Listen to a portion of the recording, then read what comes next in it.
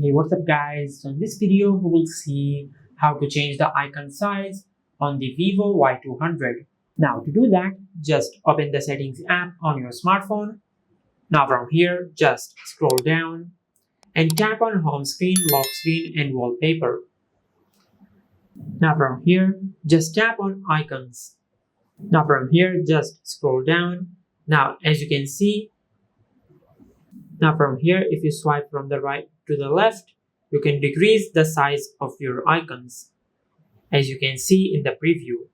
Now, as I swipe to the right, the icon size will increase in the preview. Now let's decrease the size of our icons. Now once you have done that, just go to your home screen.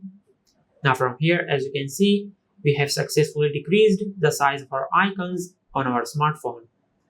Now to increase the size of your icons, just open the settings app. Now from here, just swipe from the left to the right and it will increase the size of the icons, just like that.